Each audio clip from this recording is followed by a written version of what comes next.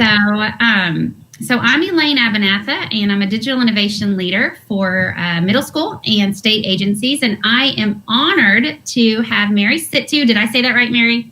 Yes. Okay. From Conway, and she is an awesome school digital innovation leader as well with us. And so she is going to help present some choices that she has been using with her students. So, hi, Mary. How are you today?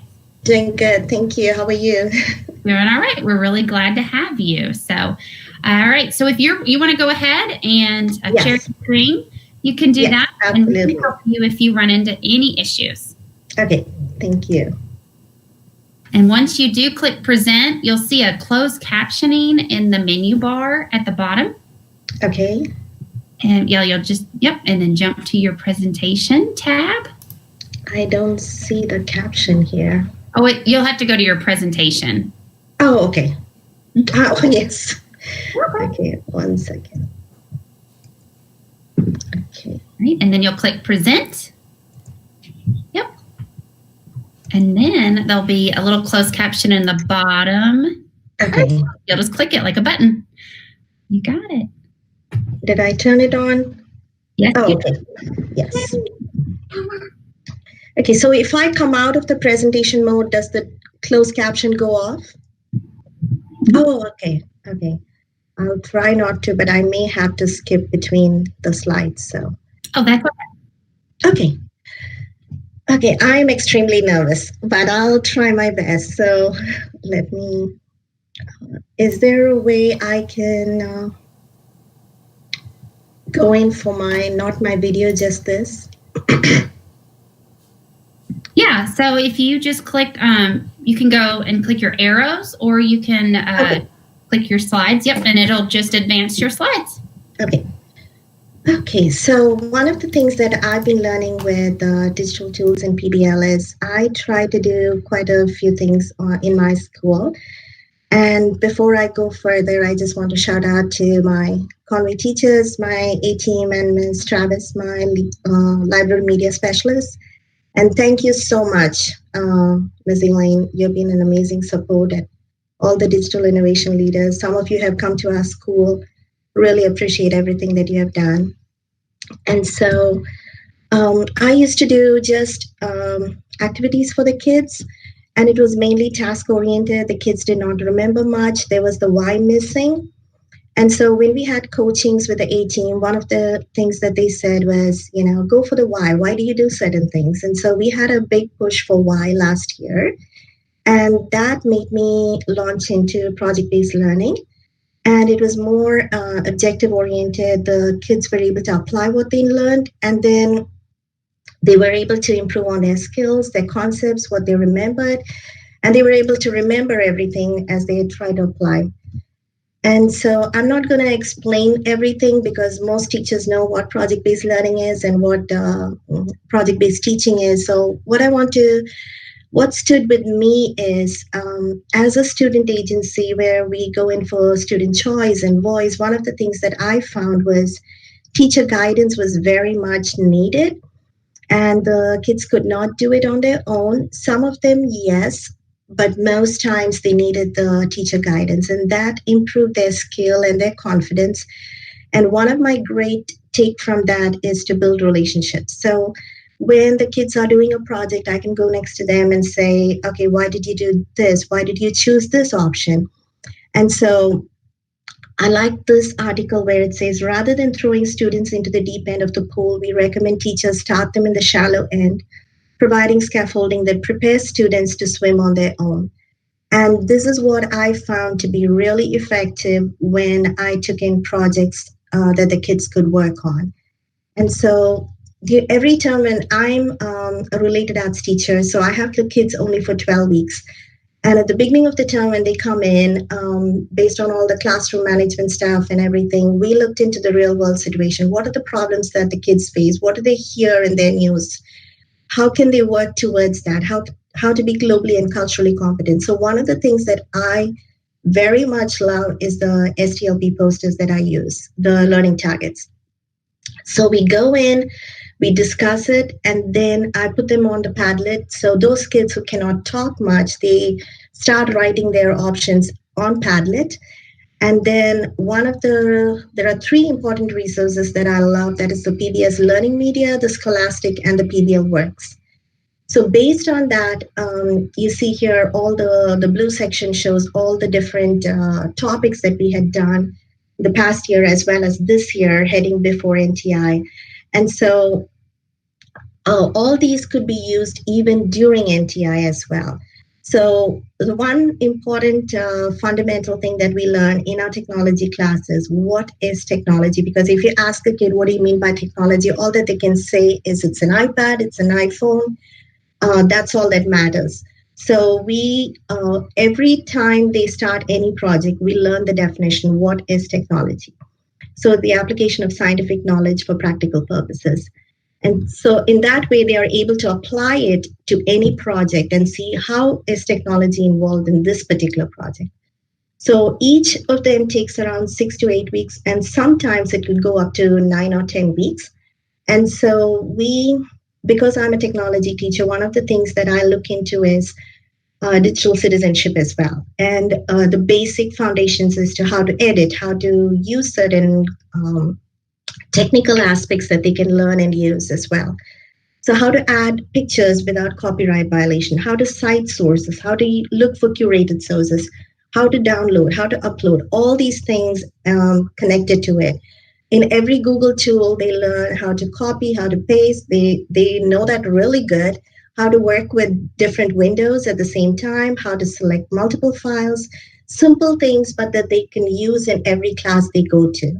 And so how to add links, not just put the entire URL there, how to add links behind the text. So I've always looked up to our library media specialist, and she gave me one of these sources that is a Culturegrams, and I'm going to show it in a little bit. But one of the main tools that I use is Classroom Q. And this is something I got from Christy Mad when she was my coach with School Startup. So this is how it works. I'm going to exit out of the presentation mode. Let me see if I can get it in here. So, so this is how the Classroom queue looks like. It's the teacher logs in here. I bought membership because it was worth it for me. When I'm helping one student on one side, if there are 3 or 4 kids raising their hands, I wouldn't know who raised their hand first, and I got into big trouble with that. So I would just log in first as a teacher, and this is how it'll look like. And as a student, when they come in, my code is going to be the same. As a teacher, whatever your code is, that is what is going to be there. And then they put their name there. If I just put Grace, that's my daughter. This is how it'll look like on their end. And so if they need help, they will click here, assistance needed, and then it'll say assistance is on the way, you're first in line. But here on the teacher's side, I will know, okay, Grace needs help. So on this side, I will see all the kids lined up, whoever needs help. So as soon as I help her, they can even add a comment here. I'm not able to access this particular link, or I need to use the restroom. So based on that, I help them. So once I'm done with it, I go off, I can take them out, and the next person will get to know, okay, I'm second in line or third in line. So that is one of the tools that they love, and I make it a practice that they use it consistently. And okay, and this is something I love with the SDLB. All these are connected with the backpack skills, and I have it in my classroom. So when we do a project, if the kids don't know certain terms, we go to this poster and say, okay, which category are you working? Which does it come under? So it really simplifies it for the student in such a way that it's not all fancy terms. It's very simple. And I also use the SAMR model here, which also gives me, these are mainly for the apps, but still it gives me the activities that I do and what are the action verbs that I can use. So coming down. Mary, I have never seen this before. This is awesome. That awesome template that you have right there. That was really neat. The circular. Oh, that is the summer model. That is a 5.0, the new one that they have now. Mm-hmm. That is awesome. Awesome stuff. Thank you for sharing that. And that's linked in your presentation, right? Yes, yes. Awesome. Thank you. You're welcome. And so this is how after doing everything, checking with the kids, this is how we come up with the PBL entire structure. So we start with one of the things that I found out was the kids wanted to know about homelessness because we talked about it. And they didn't know that kids in their own school, some of them were homeless. So their understanding of homeless is someone who is on the street, who doesn't have anything, entirely different perspective. And for them to come in and say, okay, let's learn about it. So we start with the vocabulary that is needed. And so I just normally have a Google Doc, and they learn how to use the Google Doc to find, define, and explore with the words. So if I'm gonna,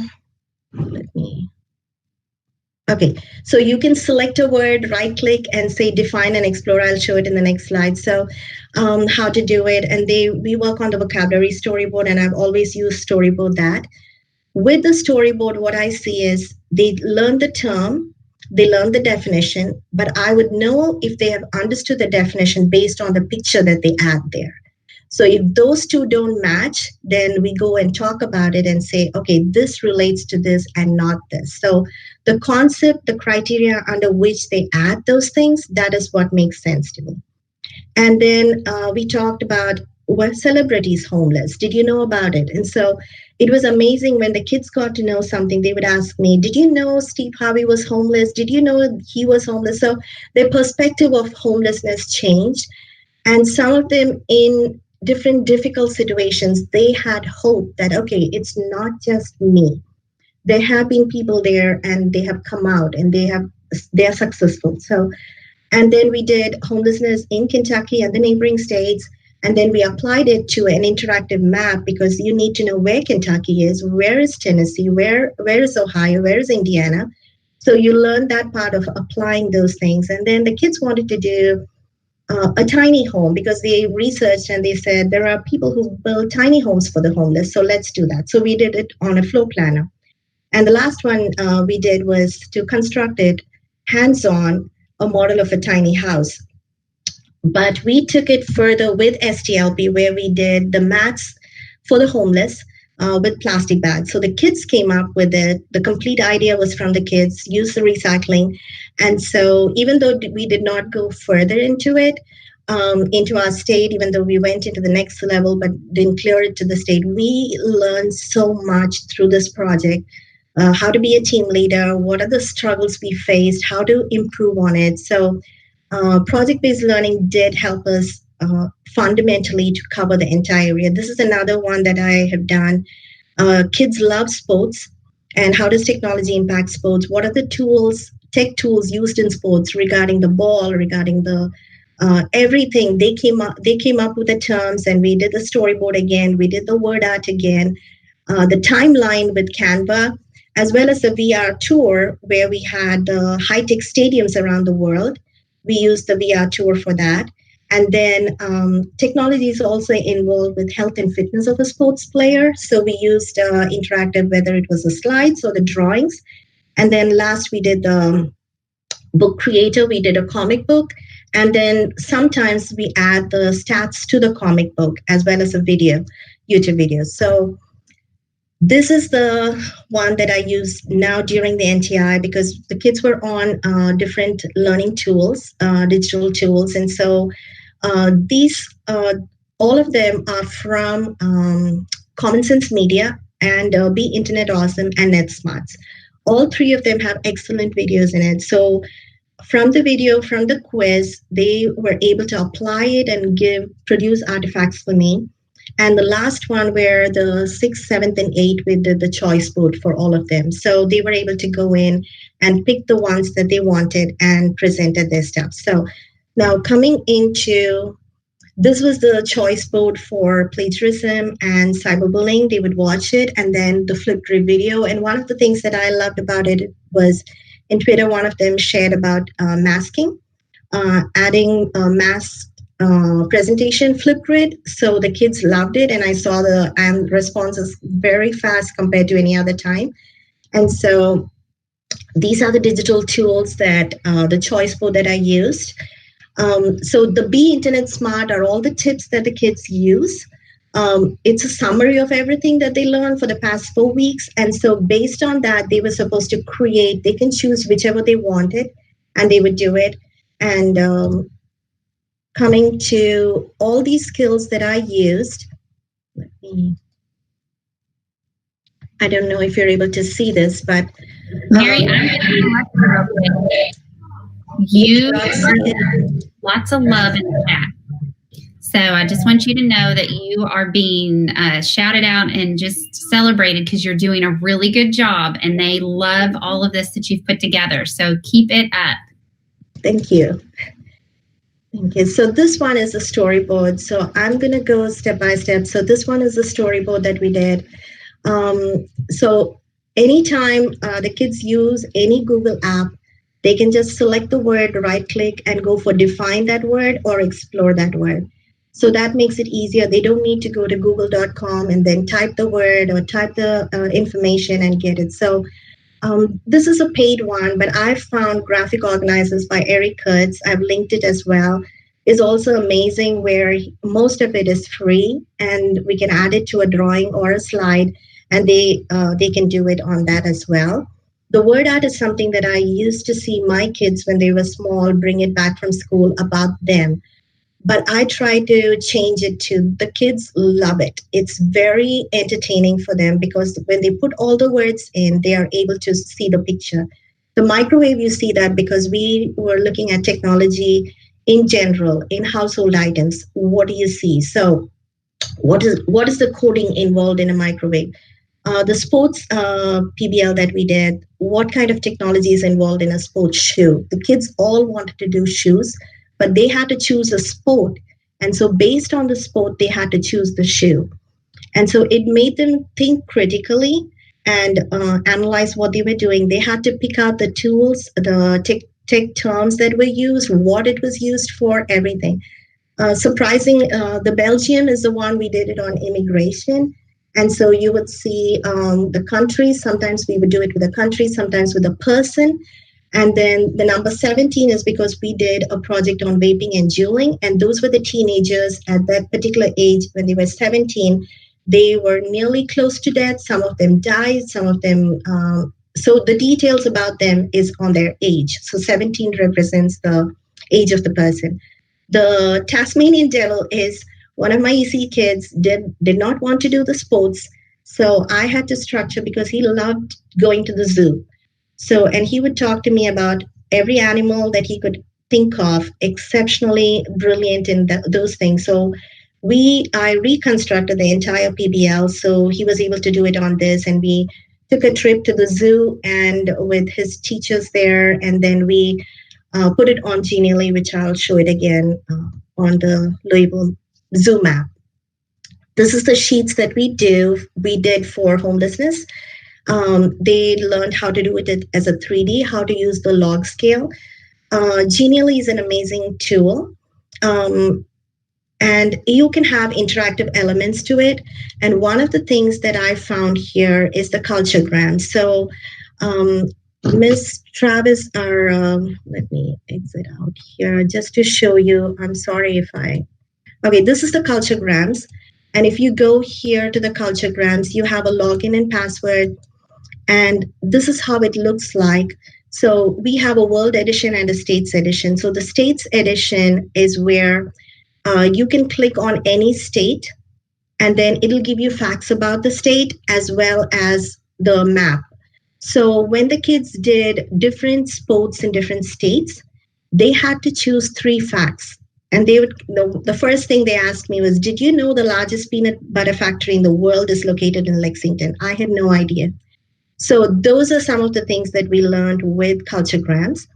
And then coming down to this, where, let me go into the present mode. So this is Genially, and let me, Okay, so this is the map. I added the map here, and they could add the tags, the interactive elements here. They could add a YouTube video. This is the Kentucky Derby, the top sport in Kentucky. And when I see on the preview mode, you will see here, when I click here, you will see the facts about the state. And the amazing part of Culturegrams is it'll teach you how to cite the source. So you can take that and then cite it here as well. So this is an amazing tool that Ms. Travis shared with me, so I was able to use it here. ThingLink is similar to Genially, only thing it's a paid version. But the amazing part of ThingLink is you can add a regular or a 360 image to it, and you can add hotspots as well as interactive elements. So this one is, I believe, is Conway. So this is a Conway school video. So I can click on it, and based on where it's located, I can add the tag here. So as it goes, I can add the one, yeah. So I can add it here, and it says this is the Youth Service Center. So this is a video, but ThingLink provides you the ability to add an interactive image as well.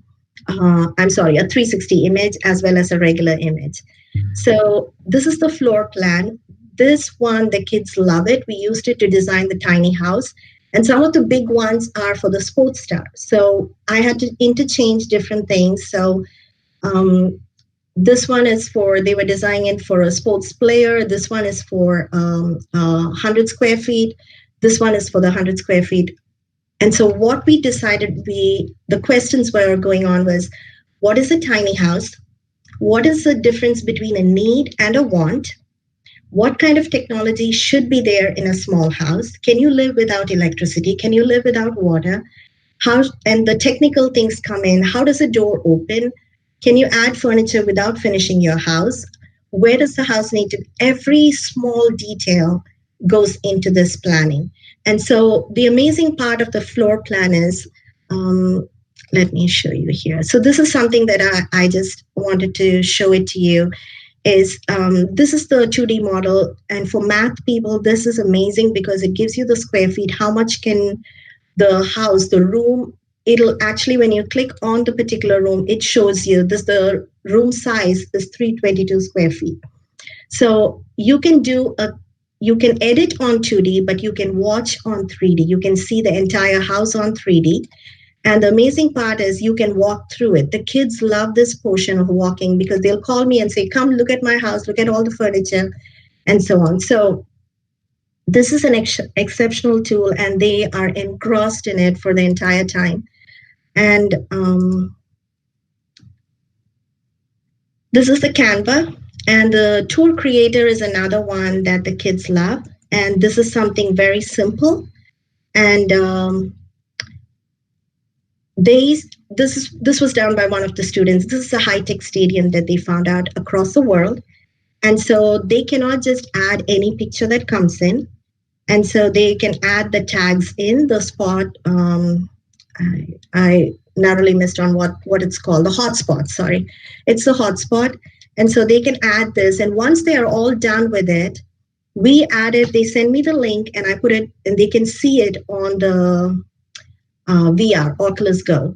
So they were excited because all these things, scene by scene, they're able to see it on the Oculus Go. So this VR can be applied to any project. So we did one on vacation. They were able to watch that. So,